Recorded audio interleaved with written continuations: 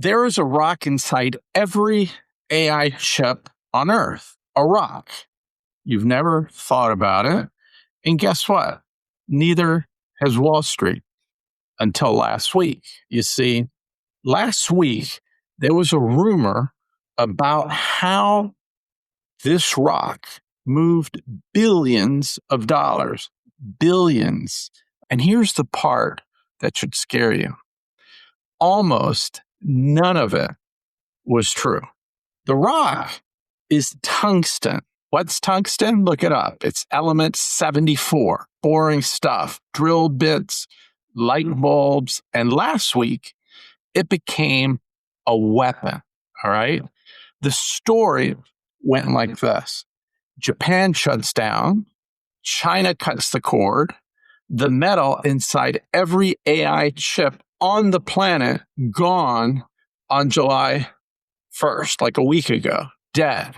Stocks, of course, exploded. The tech press ran it like scripture. I'm going to tell you if that story was actually real. I promise, just not yet, because the lie is actually the boring part. The truth is where the money actually is. And the truth starts in 1943 with a dictator selling the same gray rock to Hitler and to Churchill. Pour something good. Here we go. I'm Charlie Garcia. This is Capital Mischief, revealing the lies, the truths, and the history. So let me take you back to Lisbon, 1943, rain on the docks. A dictator named Salazar is running neutrality like a maitre d', okay? 2 dining rooms, one over here, no conscience in either one. The Germans want tungsten. What for? For armor-piercing shells, okay? And they pay in gold, looted gold, of course, gold taken from the exact people those shells were built to kill, and a lot of Jews as well. And the British can't let the Germans have the tungsten. So what do? They buy the rocks they don't even need at prices they can't even justify and lock them in a warehouse, okay? That's also my brother-in-law's investment strategy. So Portugal got very rich, and everybody agreed. Never talk about this at dinner. But Salazar understood something Wall Street relearns about every 10 years, okay, at tuition that would embarrass even Harvard University. When 2 empires need the same rock, all right, the rock doesn't pick a side. It sends an invoice to both. So 83 years later, the same rock, tungsten, new empires, Washington and Beijing. And the invoices, ladies and gentlemen, they're getting quite large. Okay, 90 seconds of chemistry, all right? And I promise there's money at the end of this lesson, which is more money than my chemistry teacher ever promised to me. So to get tungsten into a chip, you have to turn it into a gas, okay? Tungsten hexafluoride, WF6 to its friends. It has none because it's what happens when fluorine, the registered psychopath of the periodic table, finally gets a steady job. It's toxic. It's corrosive. It reacts with the moisture in your lungs, and it even eats glass. So naturally, the entire AI revolution depends on it. Here's why. Every chip is a wiring problem. Billions and billions of transistors. We went over this a couple of weeks ago, connected through holes measured literally in atoms, okay? The factories fill those holes by flowing this glass-eating gas across the wafer. It leaves pure tungsten behind. There's no real substitute, at least not right now. The industry calls it chip blood. For once, honest branding. And the appetite is obscene, okay? As chips stack higher for AI, the gas they need goes up 37 times. So this spring, prices were obviously screaming. China's export price hit $150 a kilo in April, up 240% in 1 month. That number is real, so hold on to it because most of what came next was not. Here's the chain of custody. And chains of custody are what separate journalism from karaoke. So, April 3rd, a Korean trade outlet reports something. Japan's 2 gas makers warned Korean chip makers about possible disruptions and were preparing to cut output. Cut output. The words permanent and shutdown were nowhere to be seen. Remember that, because no one else did.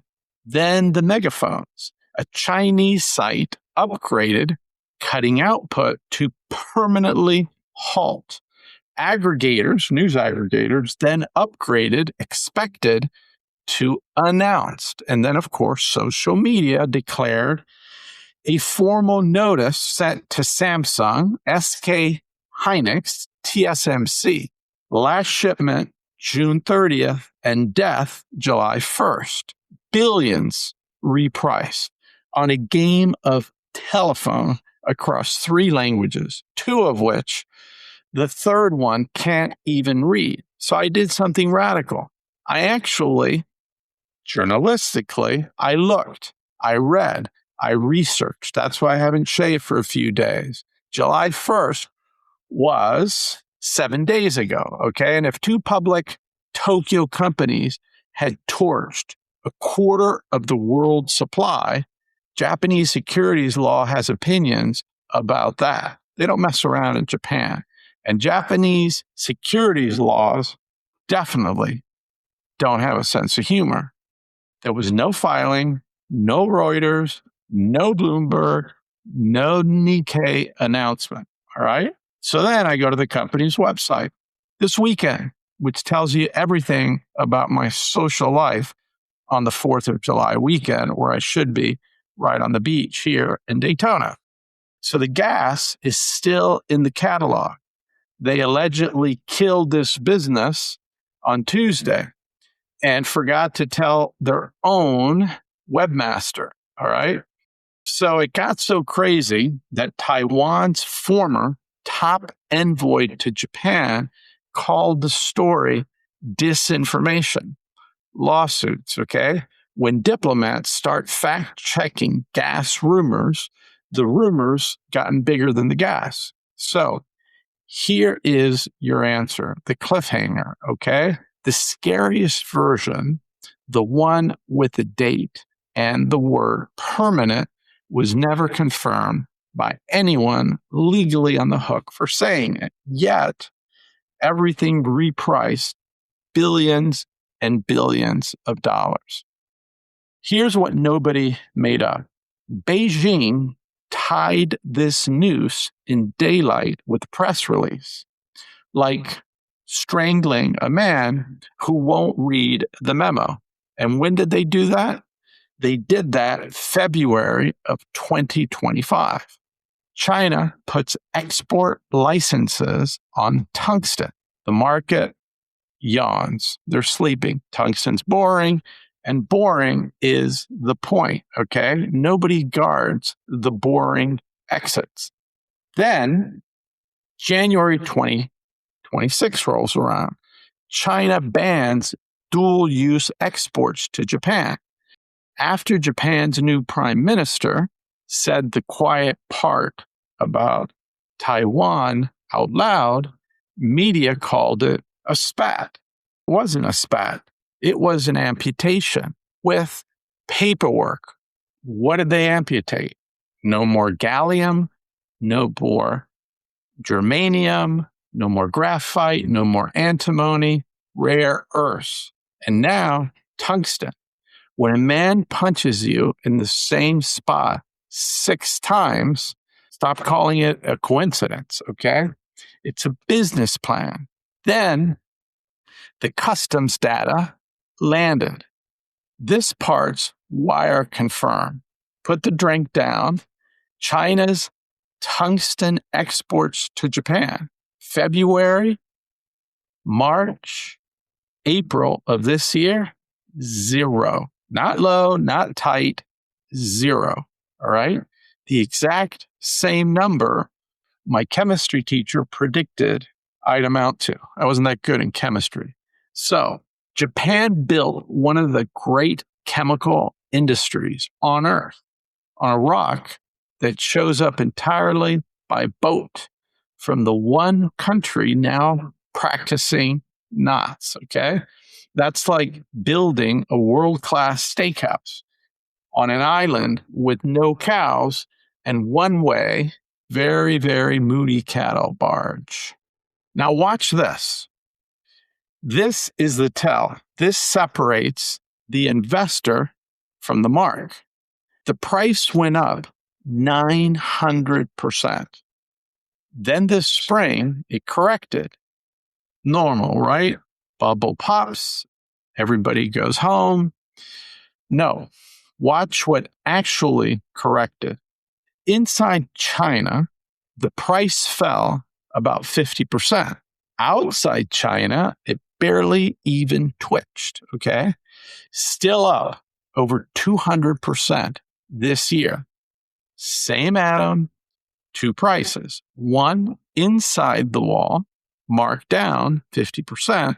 One outside the wall, held up by everyone who's no longer allowed to shop within China. A normal spike falls everywhere at once. A structural break holds exactly where the politics are, which is why this happened. This is a structural story wearing a commodity costume, and this spring pulled the costume halfway off. Now, is this forever? No. And I'll tell you why before I name a single stock, because the difference between an investor and a mark is knowing where the exits are before you walk in. The chemists are already digging the escape tunnel. Samsung and SK Hynix are designing a whole different metal, molybdenum, to replace tungsten. Substitution is the immune response to every shortage in history. The patient always survives. The question is never whether the tunnel gets dug. It's how long digging takes. So for chips, the answer's written in certification cycles, 18 to 24 months. Hold that number because it's important. Now, I got to correct myself because a lot of you did my math this week and you were right. I read my countdown off the calendar like it was last year. It's about 179 days, okay, actually 178 days from the deadline. Today, July 7th, not the number that I originally gave. Exactly the kind of accounting that I accused my brother-in-law of. So, somebody said America already refines tungsten for oil rigs right now. And he's right. A tungsten powder for a drill bit and tungsten gas for a chip are totally different products, different lines, different purity, different customers. Okay. One's measured in tons and toughness. Okay. The other in 9 little digits of purity and a factory's willingness to certify you over 18 to 24 months. So the honest sentence isn't America can't refine tungsten. America refines plenty, okay? But almost none of it is aimed at the chip. The capacity does exist. It's just cooking a totally different meal in a different kitchen for a different diner. Okay. So the Pentagon can buy American tungsten for a shell today and still not 1 ounce fit for a wafer. All right. And it was never the rock. Then it was never the refinery. Now it's not even the powder. It's the one narrow grade the chip will accept made outside of China, uncommitted and ready to answer the phone. That's a very short list. That's the whole trade. Now, because here is the rung that nobody can reverse.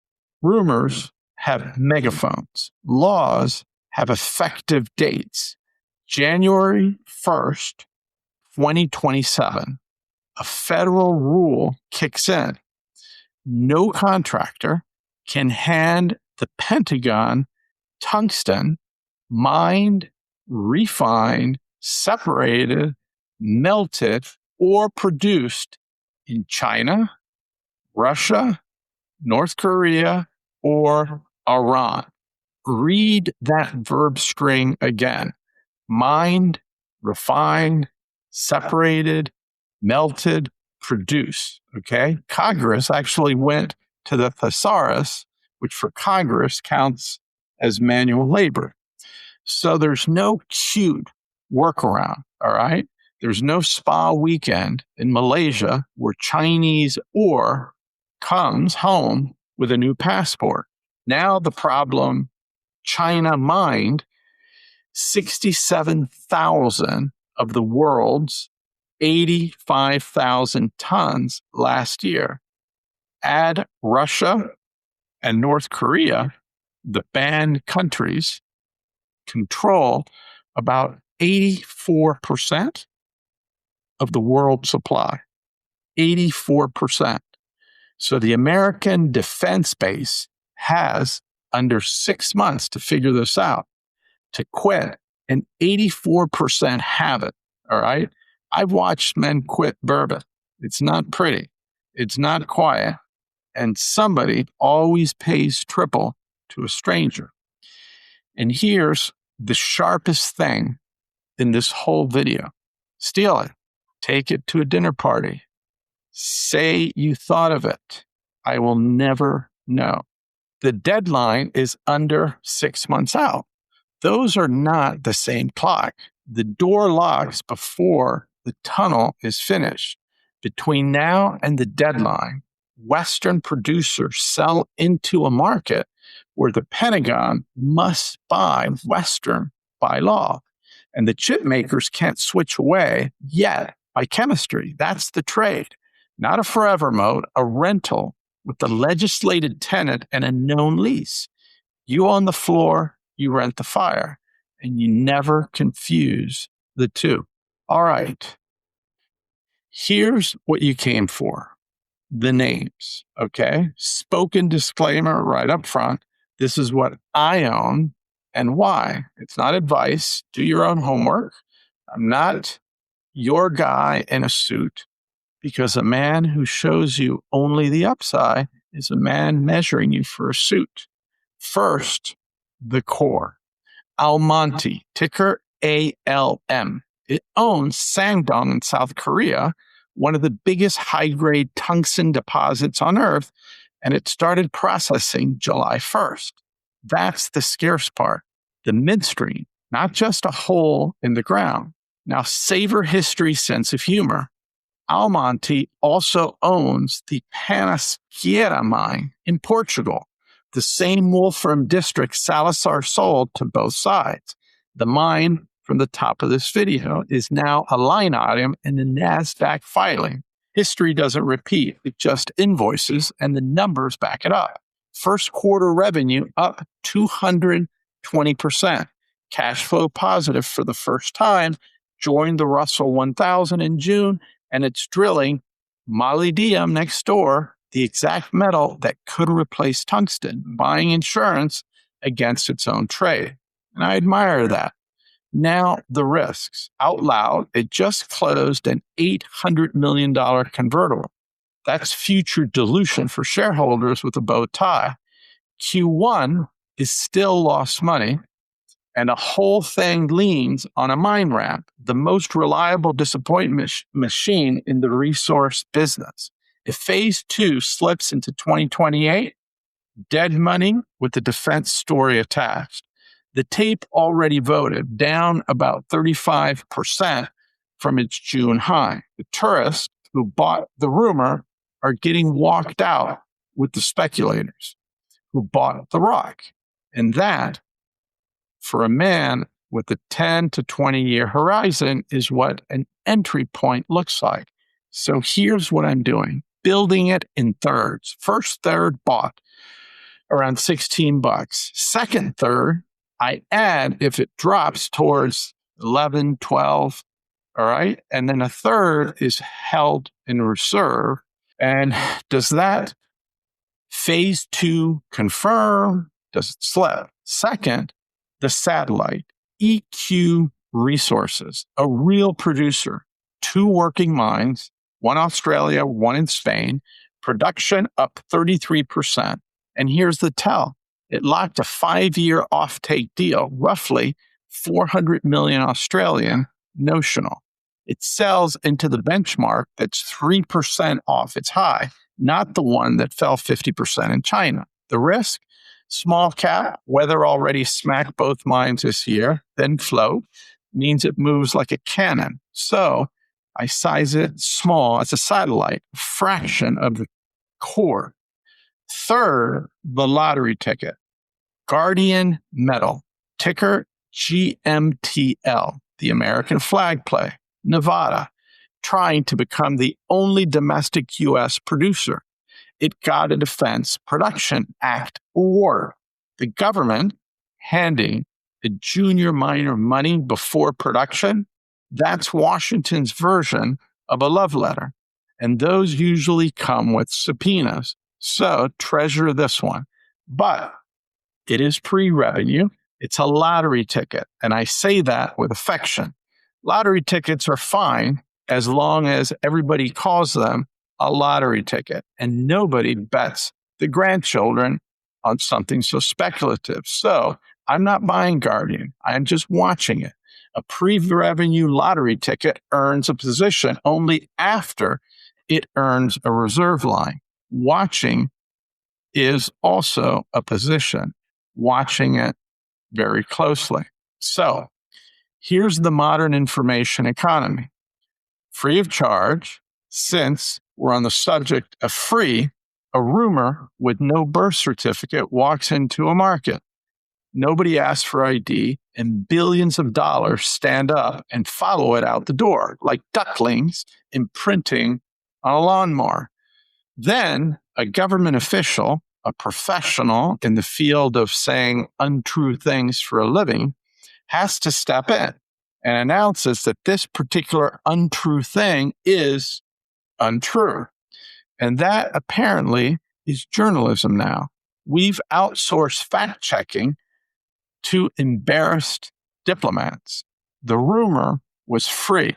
That's not a coincidence. Free is the going rate for anything that can't survive a phone call. The rumor will burn out or come true. The chemist will dig their tunnels, and the statute will just sit there with its little date collecting. The metal, tungsten, doesn't care who wins. It just invoices. So, like, subscribe, and pour a second one, because next time the market panics, you'll know to ask the one question nobody asked last week. Is it real? Is it bullshit? And that question is always free. I'm Charlie Garcia. This is Capital Mischief.